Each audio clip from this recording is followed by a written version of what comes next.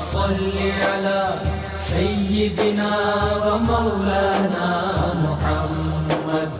وعلى بسم اللہ الرحمن الرحیم۔ السلام علیکم ناظرین و سامعین کرام۔ پروگرام یاد الہی میں روزانہ عظیم ہستیوں کے تذکارے پاک کیے جاتے ہیں اور اس کے ساتھ ساتھ کچھ ایسے موضوعات پر گفتگو ہوتی ہے جن سے آپ کو رہنمائی حاصل ہوتی ہے۔ آج اخوت، بھائی چارہ اور مسلمانوں کے درمیان صلح کروانے کی جو فضیلت ہے اس پر گفتگو ہوگی۔ اس سے پہلے کتاب الشفا سے آج کا وظیفہ، بے چینی اور بے خوابی کا روحانی علاج، ریسٹ لیسنس۔ بعض اوقات رات کو نیند نہیں آتی، بے چینی رہتی ہے، اور اسی طرح ویسے بھی اگر عام حالات میں بھی بے چینی ہو، سکون نہ ہو، تو اس حوالے سے سب سے پہلی بات تو اللہ کو یاد کیا جائے، نماز پڑھیں، قرآن کریم کی تلاوت، درود پاک کی کثرت، استغفار کی کثرت کریں۔ اس کے ساتھ ساتھ خصوصاً بے چینی اور بے خوابی کے چند ایک وظائف اور روحانی علاج۔ سب سے پہلا روحانی علاج یہ ہے کہ سورۃ الکہف، اس کی آیت مبارکہ 11، دایاں ہاتھ جو ہے سر پر رکھ کر 7 مرتبہ پڑھیں۔ سورۃ الکہف آیت مبارکہ 11، دایاں ہاتھ جو ہے سر پر رکھ کر 7 مرتبہ پڑھیں اور ہاتھ پر دم کر کے سر پر ہاتھ پھیر دیں۔ انشاءاللہ گہری نیند آئے گی، بے خوابی اور بے چینی سے اللہ سبحانہ وتعالی نجات عطا فرمائے گا۔ آیت مبارکہ اور ترجمہ سماعت فرما لیں۔ فَضَرَبْنَا عَلَىٰ آذَانِهِمْ فِي الْكَهْفِ سِنِينَ عَدَدًا، کہ اللہ فرماتا ہے پس ہم نے اس غار میں گنتی کے چند سال ان کے کانوں پر تھپکی دے کر انہیں سلا دیا۔ دوسرا روحانی علاج بے چینی اور بے خوابی کا یہ ہے، حضرت بریدہ رضی اللہ عنہ سے روایت ہے کہ ایک دن سیدنا خالد بن ولید رضی اللہ عنہ نے نبی رحمت صلی اللہ علیہ وآلہ وسلم سے رات کی بے چینی اور نیند نہ آنے کی شکایت کی، عرض کیا تو سید عالم صلی اللہ علیہ وآلہ وسلم نے ارشاد فرمایا، جب سونے کے لیے بستر پر لیٹو تو یہ دعا پڑھو۔ سنن ترمذی میں، الجامع ترمذی بھی جسے کہتے ہیں، سیاستہ کی احادیث مبارکہ کی کتب میں سے کتاب، اس میں یہ حدیث مبارک اور یہ دعا موجود ہے۔ دعا آپ سماعت فرما لیں۔ دعا اور اس کا ترجمہ یوٹیوب چینل یاد الہی سے اس کو ڈاؤن لوڈ کر کے دیکھ سکتے ہیں، پڑھ سکتے ہیں، سن سکتے ہیں۔ دعا یہ ہے، اللہم رب السماوات السبع، اللہم رب السماوات السبع وما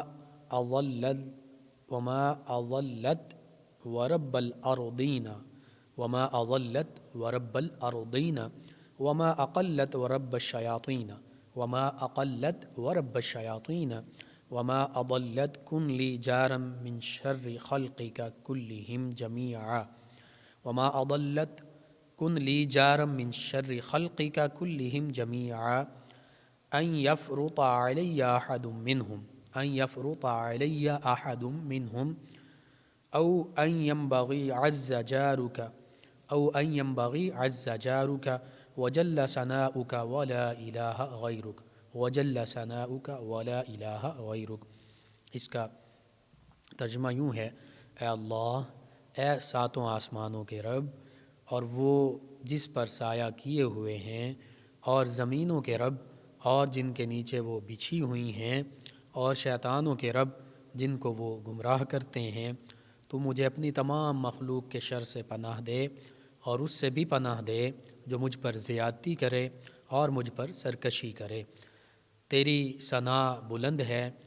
اور تیرے سوا کوئی عبادت کے لائق نہیں، کوئی معبود نہیں۔ تو یہ دعا لازمی پڑھ کے سوئیں۔ اگر بے چینی، بے قراری اور بے خوابی ہے، نیند نہیں آتی، تو لازمی، اکثر ہمارے ویورز اور لسنرز پوچھتے ہیں نیند نہ آنے کے حوالے سے، تو یہ دعا لازمی پڑھیں۔ انشاءاللہ اللہ سبحانہ وتعالی پیارے حبیب مکرم صلی اللہ علیہ وآلہ وسلم کے تصدق سے، آپ کے فرمان مبارکہ کے تصدق سے، جو آپ نے فرما دیا حق فرما دیا، سچ فرما دیا، تو آپ کے فرمان کے مطابق جب ہم عمل کریں گے، انشاءاللہ بہت ہی چین، سکون اور راحت بھری نیند اللہ سبحانہ و تعالی عطا فرمائے گا۔ تو اس دعا کو، ان وظائف کو، ان روحانی علاجوں کو اپنے معمول کا حصہ بنائیے۔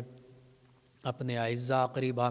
اپنے رشتہ دار، دوست احباب، پڑوسیوں، محلے داروں کو بتائیے، امت مسلمہ تک پہنچائیے۔ یوٹیوب چینل یاد الہی سے بھی یہ روحانی علاج، یہ وظائف ڈاؤن لوڈ کر کے خود بھی آپ رہنمائی حاصل کر سکتے ہیں، وظائف دیکھ سکتے ہیں، پڑھ سکتے ہیں، سن سکتے ہیں، اور اس کے ساتھ ساتھ امت مسلمہ میں تک شیئر کیجیے، امت مسلمہ تک پہنچائیے۔ میرے آپ کے ہمارے بتانے سے اگر ہمارے مسلمان بہن بھائیوں میں سے کسی کو فائدہ حاصل ہوتا ہے، امت مسلمہ میں سے کسی بھی فرد کو فائدہ ملتا ہے، تو انشاءاللہ یہ میرے آپ کے ہمارے سب کے لیے دین و دنیا آخرت میں بھلائی، فائدے اور نجات کا باعث ہوگا۔ اللهم صل على سيدنا ومولانا محمد وعلى جی ناظرین و سامعین، مسلمانوں کے درمیان اخوت، بھائی چارہ قائم کرنا، آپس میں صلح کروا دینا، اس کی فضیلت قرآن و حدیث میں کیا ہے، اس حوالے سے گفتگو ہوگی۔ اگر دین اسلام کی بات کی جائے تو بلا شبہ، بلا مبالغہ، اور یہ حقیقت ہے کہ اسلام دین امن و سلامتی ہے۔ اسلام کے نام پر ہی غور کر لیجئے،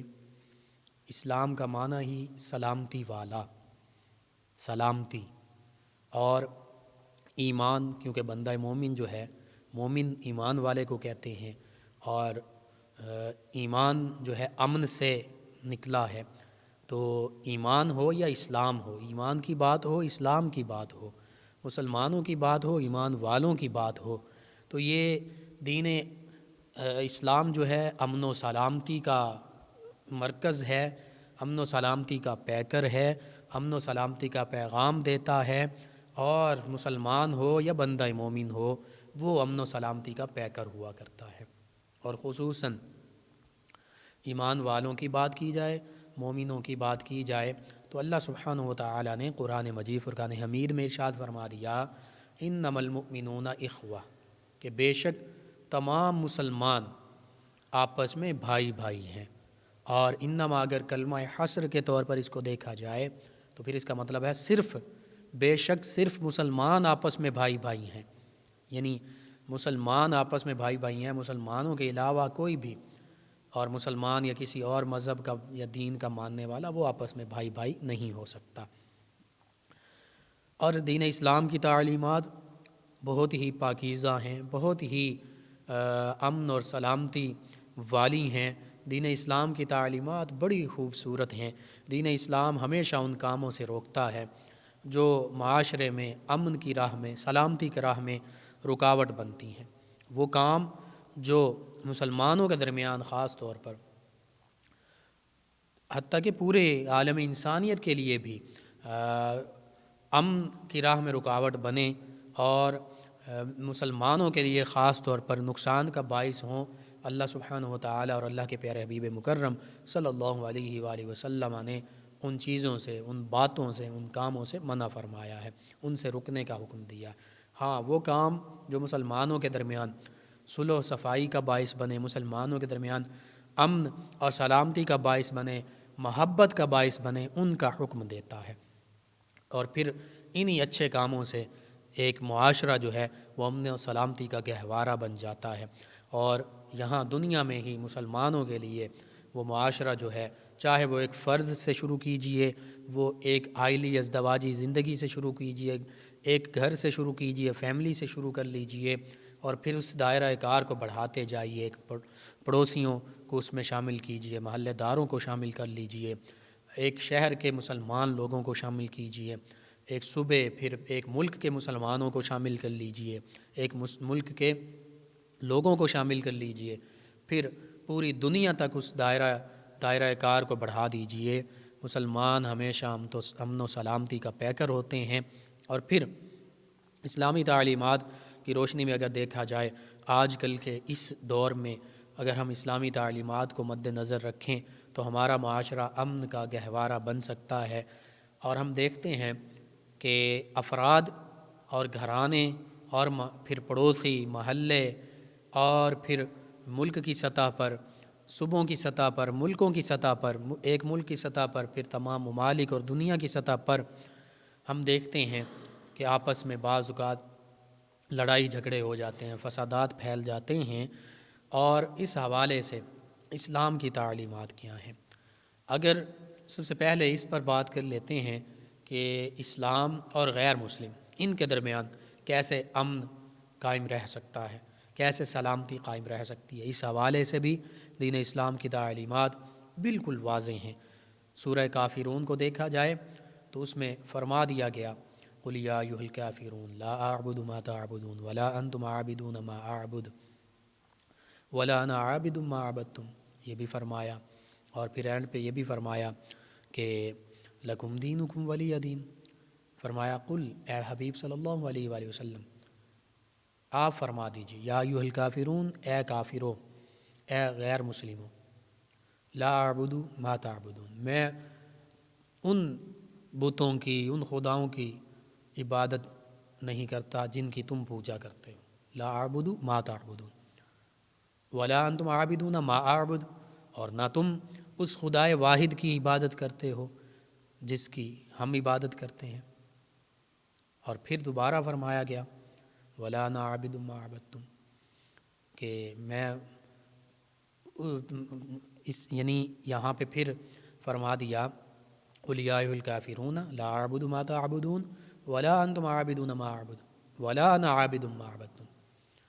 کہ میں جس خدا کی عبادت کرتا ہوں، خدائے واحد اللہ وحدہ لا شریک کی، تم اس کی عبادت نہیں کرتے۔ اور آخر میں فرمایا کہ چونکہ تمہارے خدا اور ہیں، تم کہیں تثلیث کا عقیدہ ہے، کہیں دو خدا بنائے ہیں، کہیں تین خدا بنائے ہیں، کہیں پتوں کی پوجا کرتے ہو اور کہیں خدا بنائے ہوئے ہیں، کہیں درختوں کو کسی نے خدا بنایا، کسی نے آگ کو خدا بنایا ہوا مجوسیوں نے۔ اور آخر پہ فرمایا تمام کفار کو مخاطب کر کے لکم دینکم ولی دین، تمہارے لیے تمہارا دین، تمہارے لیے تمہارا راستہ، ہمارے لیے ہمارا دین۔ تو یہ بات پوری دنیا میں تمام انسانیت کے درمیان امن و سلامتی کا باعث ہے۔ یہ اسلام نے فرما دیا کہ اسلام کسی پر زبردستی نہیں کرتا، اسلام یہ ضرور حکم دیتا ہے کہ غیر مسلموں کو ادعو الی سبیل ربک بالحکمۃ والموعظۃ الحسنۃ وجادلہم باللتی ہی احسن، مسلمانوں کو بھی غیر مسلموں کو بھی بڑے احسن طریقے کے ساتھ، حکمت کے ساتھ، قرآن و سنت کی روشنی میں دلائل کے ساتھ، اچھے انداز کے ساتھ اسلام کی تعلیم اور تبلیغ ان تک پہنچائی جائے، اسلام کی تعلیمات ان تک پہنچائی جائیں۔ لیکن اسلام کہتا ہے لا اکراہ فی الدین، دین میں جبر نہیں ہے، زبردستی نہیں، کسی کو بھی زبردستی مسلمان نہیں کیا جا سکتا۔ یہ اسلام کی اتنی خوبصورت تعلیمات ہیں۔ اور ساتھ ہی فرما دیا کہ پوری دنیا میں ساری انسانیت کے لیے امن کے لیے کیا چیز ضروری ہے کہ تمہارے لیے تمہارا دین، تم اپنے دین کے مطابق عمل کرو، کوئی روک ٹوک نہیں ہے، ہمارے لیے ہمارا دین۔ تو اس حوالے سے اگر آج بھی غیر مسلم، چاہے وہ کسی بھی مذہب، کسی بھی دین سے تعلق رکھتے ہیں، وہ اپنے دین کے مطابق اپنی عبادات، اپنے معاملات سر انجام دیں، اسلام منع نہیں کرتا۔ لیکن ساتھ اسلام یہ بھی کہہ رہا ہے کہ مسلمانوں کے لیے مسلمانوں کا دین ہے، ان کو ان کے دین سے برگشتہ کرنا، ان کے دینی معاملات پر عمل نہ کرنے دینا، خصوصاً غیر جو اسلامی ممالک ہیں ان میں یہ ہو رہا ہے، انڈیا میں ہوتا ہے، دیگر ممالک میں ہوتا ہے، کہیں یہودی، کہیں عیسائی، کہیں ہندو، مسلمانوں کو ان کے اپنے کہیں حجاب پر پابندی لگا دی جاتی ہے، کہیں اذان اور نماز پر پابندی لگا دی جاتی ہے، کہیں گائے کے ذبیحہ پر پابندی لگا دی جاتی ہے۔ تو اسلام کی تعلیمات یہ ہیں، اسلام یہ بتا رہا ہے کہ پوری دنیا میں امن اور سلامتی کا ذریعہ یہی ہے کہ تم اپنے دین کے مطابق بے شک عمل کرو اور مسلمانوں کو ان کے دین پر چلنے، ان کے دین کے مطابق عمل کرنے دو۔ اگر اس کے برعکس کرو گے تو پھر انسانیت کے لیے تمام دنیا کا جو امن و سلامتی کا نظام ہے وہ درہم برہم ہو سکتا ہے۔ تو بس یہی اصول ہے۔ اس کے بعد مسلمانوں کے درمیان امن و سلامتی، ہاں اگر غیر مسلم ان اصول کی دھجیاں اڑائیں گے، مسلمانوں کو ان کے دین کے مطابق زندگی نہیں گزارنے دیں گے، تو پھر وہاں پر بالکل اسلام ہی کی تعلیمات کے مطابق 3 شرائط ان کے سامنے رکھی جائیں گی، خصوصاً وہ اسلامی ممالک، وہ مسلمان کہ جن کو تنگ کیا جا رہا ہے، جن پر ظلم اور زبردستی مسلط کی جا رہی ہے، جن پر جنگ مسلط کی جا رہی ہے، اور جن پر مسلح جتھوں کی شکل میں یا اس طرح غیر اسلامی قوانین کی شکل میں حملے کیے جا رہے ہیں، پھر وہ مسلمان 3 چیزیں کریں گے، وہ بھی دین اسلام اور آقا کریم صلی اللہ علیہ وآلہ وسلم کی تعلیمات کے مطابق۔ سب سے پہلا عمل ان مسلمانوں ان غیر مسلموں سے کہا جائے گا، چاہے وہ عیسائی ہوں، یہودی ہوں، ہندو ہوں، کسی بھی مذہب سے تعلق رکھنے والے ہوں، کہ بھائی تم کلمہ پڑھ لو تو ہمارے مسلمان بھائی بن جاؤ گے۔ جب ہمارے مسلمان بھائی بن جاؤ گے تو تمہارے اور ہمارے درمیان کوئی فرق نہیں ہوگا، ہمارے درمیان اخوت، اسلامی اخوت اور بھائی چارے کا جو ہے یہ معاملہ قائم ہو جائے گا۔ ہم تمہاری عزت، جان، مال، آبرو، کیونکہ مسلمان بھائی بن گئے تو مسلمان وہ ہوتا ہے کہ جس کے ہاتھ اور زبان سے دوسرا مسلمان محفوظ رہتا ہے، یہی معاملہ ہوگا۔ یعنی اسلام قبول کر لو۔ اسلام قبول نہیں کرتے کیونکہ زبردستی نہیں ہے، دل و جان سے قبول کرنا ہے، نہیں کرتے، بالکل ٹھیک۔ دوسرا معاملہ پھر ہوگا کہ پھر اگر اسلامی ممالک، اسلام کی حکومت وہاں پر قائم ہے، اسلامی ریاست موجود ہے، تو پھر دوسرا معاملہ یہ ہوگا کہ تم پھر جزیہ دو، اس جزیے کے بدلے میں تمہاری جان و مال، عزت آبرو کی حفاظت ہم پر فرض ہے، ہم تمہاری عزت آبرو، جان، مال کی حفاظت کریں گے، یہ دوسرا معاملہ۔ اور تیسرا معاملہ یہ ہوگا کہ مسلمان بھی نہیں ہوتے، جزیہ بھی دینا قبول نہیں کرتے، اور چونکہ ظلم بھی کر رہے ہیں اور اسلامی ریاست بھی موجود ہے، مسلمان بھی موجود ہیں، جہاد بھی فرض ہو چکا ہے، تو اب تیسرے یہ معاملہ ہوگا کہ اب تمہارے اور ہمارے درمیان تلواریں ہی فیصلہ کریں گی۔ تو یہ سب سے آخر میں رکھا، کتنی خوبصورت اسلام کی تعلیمات ہیں۔ آج بھی جن جن ممالک میں غیر مسلم لوگ، فلسطین میں، کشمیر میں، افغانستان میں، عراق میں، برما میں، جہاں جہاں مسلمانوں پر ظلم کر رہے ہیں، جنگ مسلط کی ہوئی ہے، کشمیر میں، وہاں پر مسلمانوں پر جہاد فرض ہے۔ تو پہلی سچویشن اگر اسلامی ریاست ہے تو ان کو یہی پیغام دیا جائے گا، مسلمان بن جاؤ، ہمارے بھائی بن جاؤ۔ دوسری کنڈیشن اگر اسلامی ریاست موجود ہے تو جزیہ دینا قبول کرو، مال و جان، عزت آبرو کی حفاظت مسلمانوں کے ذمے ہے، فرض ہے۔ تیسری پھر جا کر چونکہ وہ ظلم کر رہے ہیں، جنگ مسلط کی ہوئی ہے، مسلمانوں کو اسلامی تعلیمات کے مطابق زندگی نہیں گزارنے دے رہے، تو اس حوالے سے اب چونکہ جہاد فرض ہو چکا اور ظلم کے خلاف لڑنا، یہ نہ صرف اسلام بلکہ ہر مذہب اور لوگ اس پر قائل ہیں، ہر مذہب کے لوگ، کہ جب ظلم کیا جائے تو ظالم کے ہاتھ کو روکنا چاہیے، تو ظالم کے ظلم کو روکنے کے لیے اب جہاد فرض ہو چکا ہے، اب مسلمان جو ہیں وہ جہاد کریں گے اور لڑیں گے۔ تو اس حوالے سے یہی اسلام کی تعلیمات ہیں۔ اب دوسرا معاملہ آتا ہے، اسلام کبھی بھی کسی بھی غیر مسلم پر بھی ظلم کرنے سے کا حکم نہیں دیتا، ظلم کرنے سے منع کرتا ہے، حتیٰ کہ اگر اس طرح جنگ مسلط ہو جائے تو اس موقع پر بھی آقا کریم صلی اللہ علیہ وآلہ وسلم نے فرما دیا تھا کہ بوڑھوں کو نہیں قتل کرنا، بوڑھوں کو نہیں مارنا، خواتین کو نہیں مارنا، بچوں کو نہیں مارنا، حتیٰ کہ دیگر مذاہب کے جو لوگ علم حاصل کرنے والے ہیں، جو ان کے عبادت خانوں میں عبادت کر رہے ہیں، انہیں نہیں مارنا، حتیٰ کہ فصلوں کو نقصان نہیں پہنچانا، کھجور کے درختوں کو نہیں کاٹنا، جانوروں کو کچھ نہیں کہنا۔ کتنی خوبصورت اسلام کی تعلیمات ہیں، جتنی ضرورت ہے، چونکہ وہ ظلم کر رہے ہیں، وہ ظلم پر آمادہ ہیں، وہ مسلمانوں کو مار رہے ہیں، تو اسلام کی خاطر اور مسلمانوں کی جانوں کی حفاظت کی خاطر، ظلم کو روکنے کی خاطر یہ جہاد کا حکم دیا ہے۔ جہاد بھی اسلامی تعلیمات میں دیکھیے کتنی خوبصورت تعلیم ہے، اسلام کی خاطر، مسلمانوں کی، اسلام کی بقا کی خاطر، مسلمانوں کی حفاظت کی خاطر جہاد کیا جاتا ہے،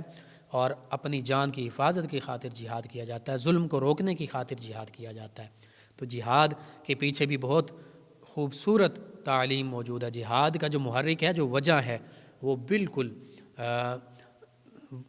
وہ ناانصافی والی نہیں ہے، وہ کسی پر ظلم کرنے والی نہیں ہے، وہ وجہ جو ہے اپنے آپ کو ظلم سے بچانے کے لیے ہے، جو ظلم کر رہے ہیں ان لوگوں کا ہاتھ روکنے کے لیے۔ بہرحال دوسرا معاملہ جو آتا ہے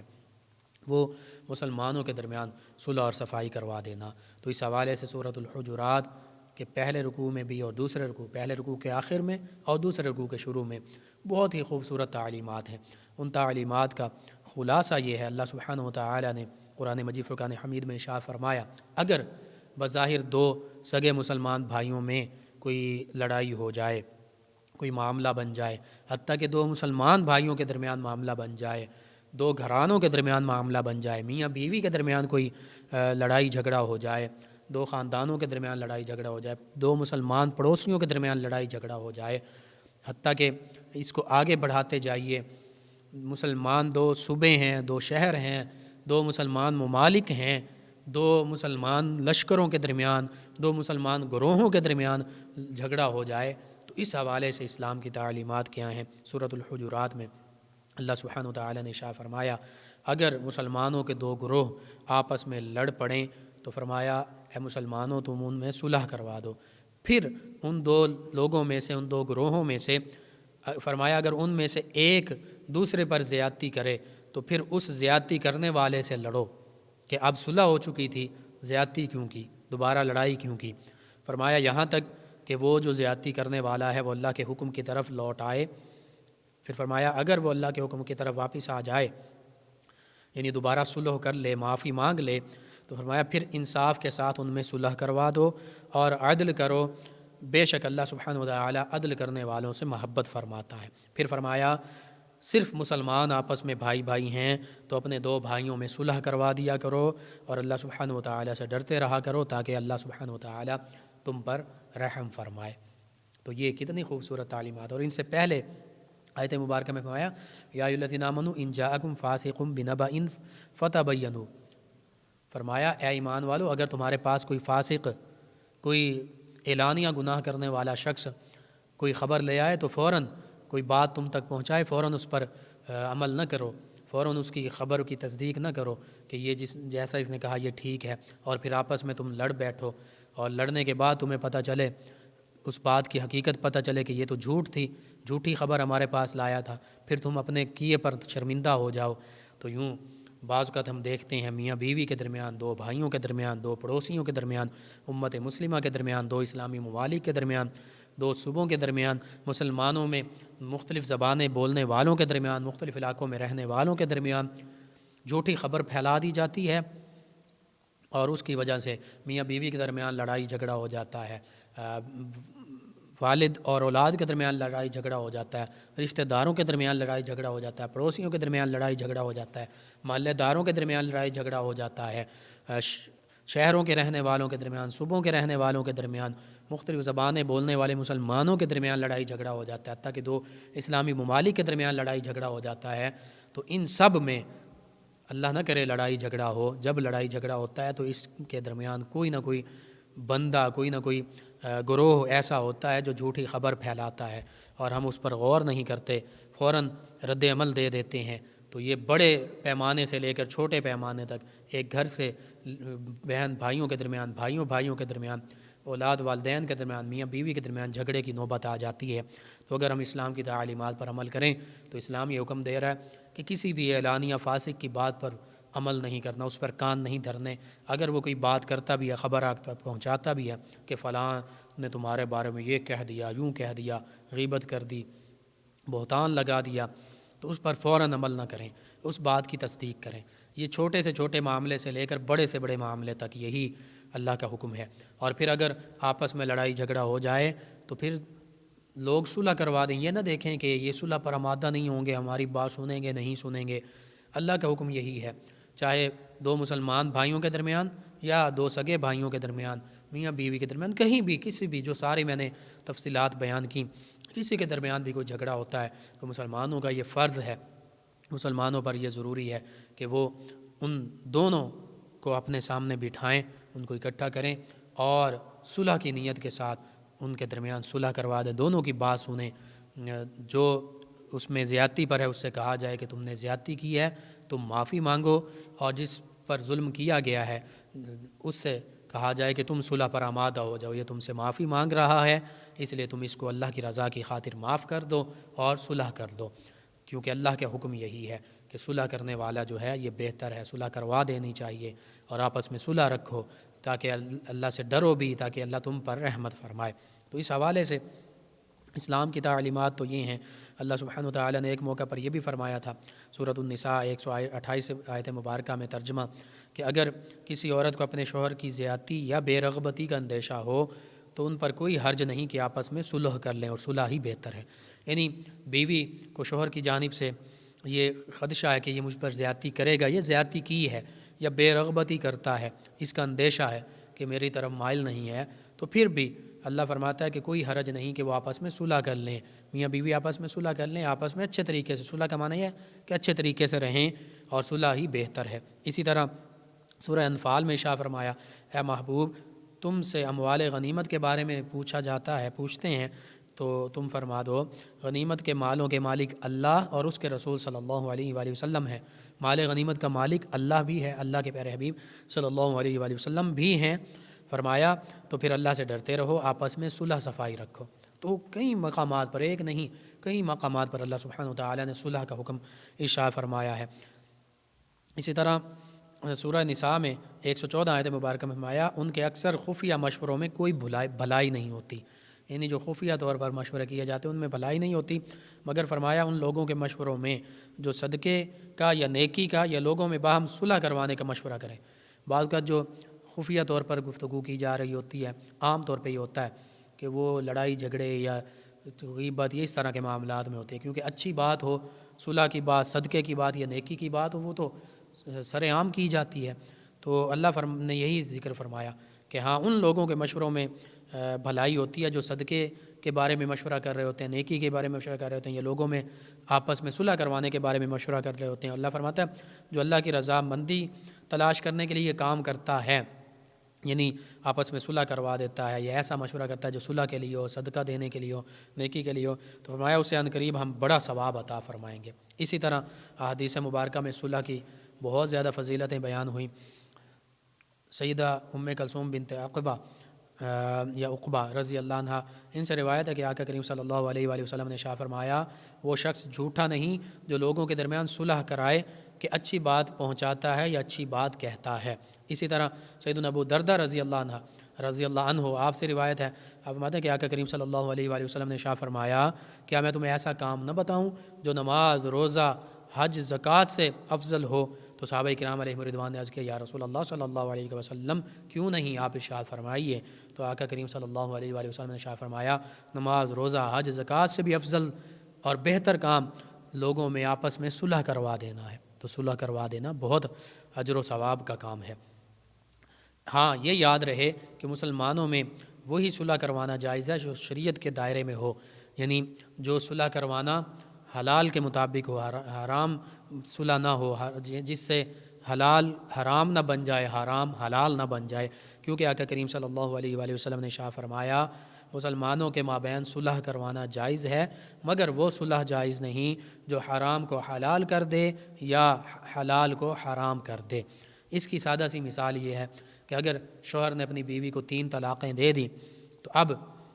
بعض کا لوگ کہہ دیتے ہیں کہ جی چلو ان کے درمیان صلح کروا دیتے ہیں، کہتے ہیں کہ جی تمہارے درمیان صلح کروا دیتے ہیں، تم میاں بیوی کے طور پر رہو، تو یہ صلح جو ہے یہ جائز نہیں، کیونکہ 3 طلاقیں دے دیں تو اب وہ بیوی جو ہے شوہر پر حرام ہو گئی۔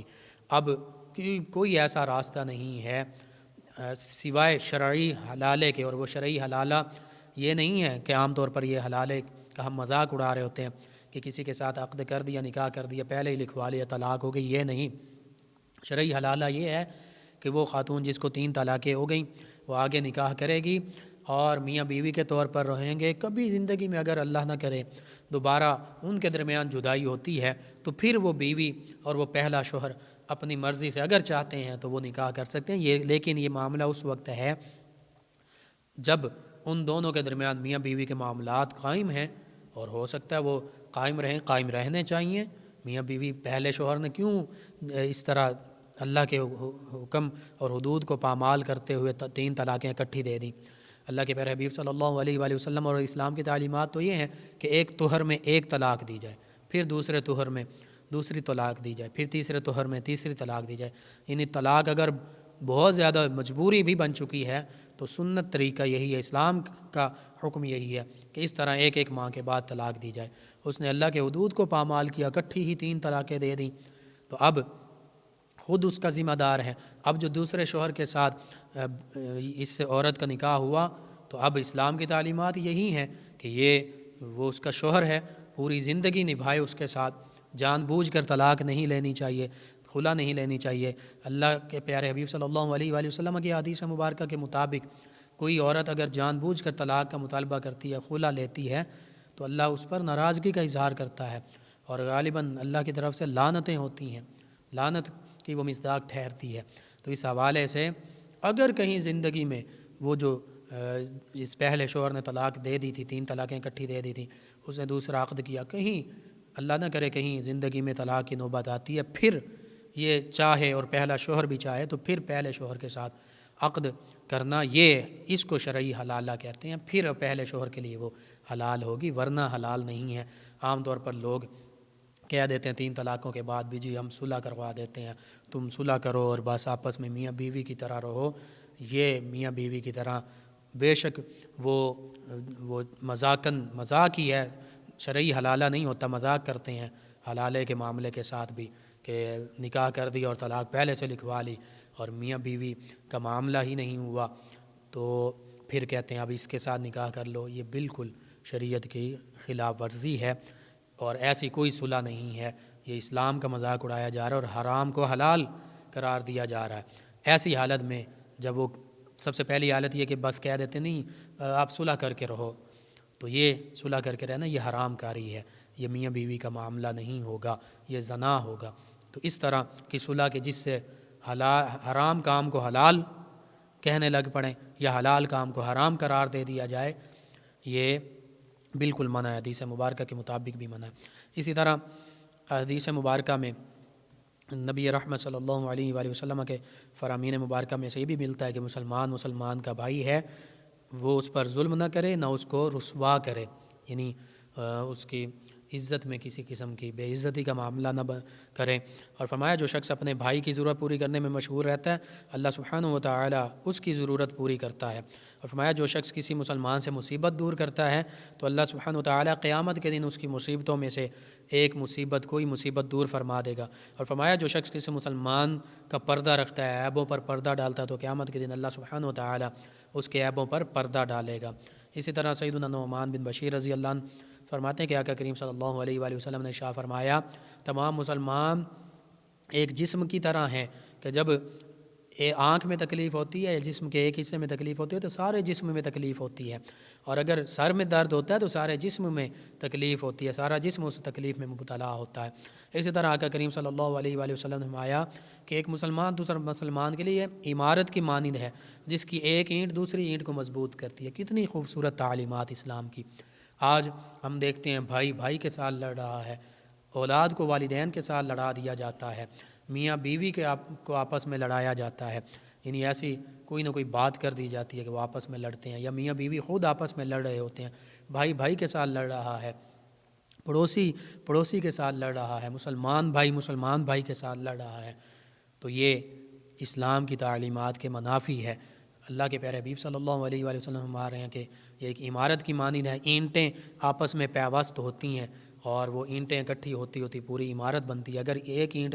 بھی اس میں سے نکال دی جائے تو عمارت کی خوبصورتی ختم ہو جاتی ہے، اور اسی طرح ایک ایک اینٹ نکالتے جائیں تو عمارت جو ہے وہ دھڑام سے گر سکتی ہے، اور بنیاد کی اینٹیں نکال دی جائیں تو پوری عمارت چاہے وہ جتنی بھی منزلوں پر مشتمل ہو وہ ساری دھڑام سے نیچے آ گرے گی۔ تو مطلب یہ ہے کہ مسلمانوں کے درمیان صلح کروانی چاہیے، مسلمانوں کو آپس میں